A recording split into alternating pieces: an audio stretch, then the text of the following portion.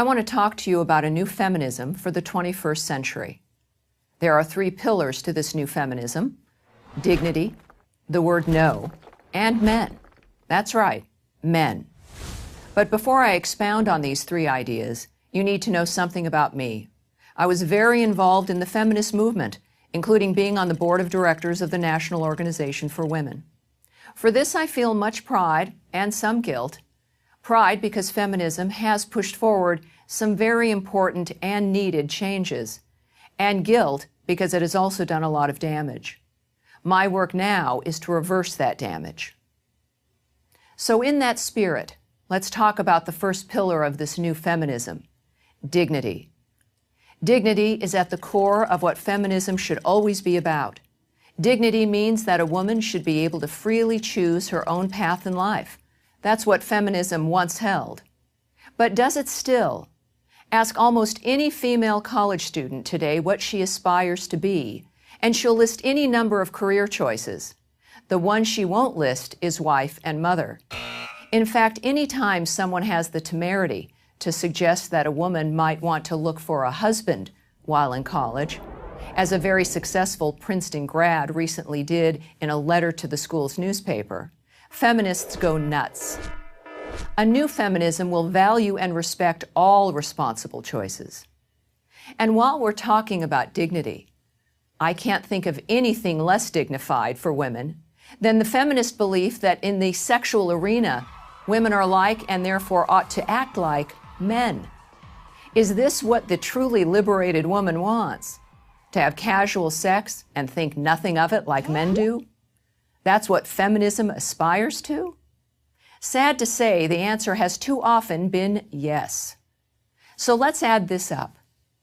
Feminism has downplayed the desire for women to have a family, while at the same time hyping the rewards of career and casual sex.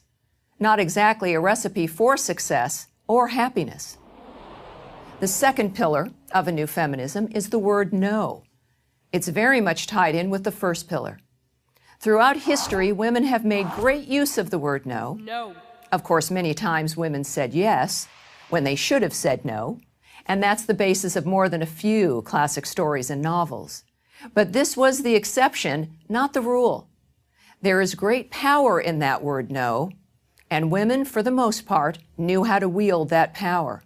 But in the last few decades, they've lost it, and the consequences have been catastrophic. Women who fought not to be treated as sex objects have become more objectified than ever. You see it everywhere, in music videos, on billboards, in the hookup culture on campuses.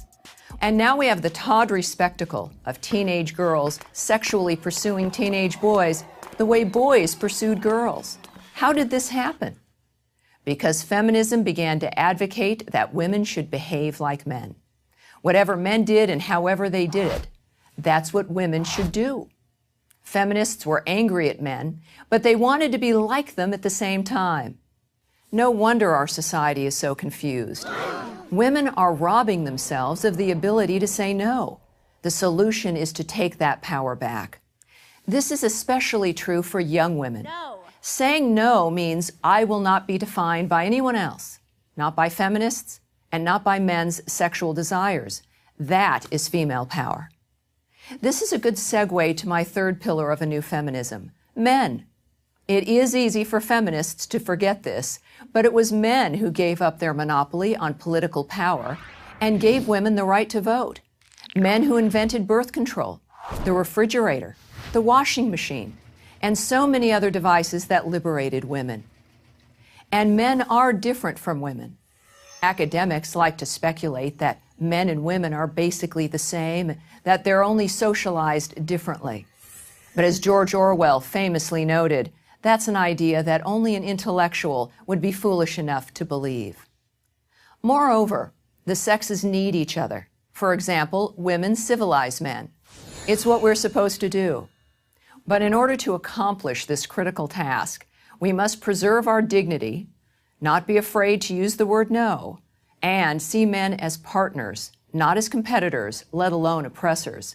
That's the way to a new feminism and the way to a better world for both sexes. I'm Tammy Bruce for Prager University. Join Prager University, subscribe to our YouTube channel, and sign up for free at prageru.com.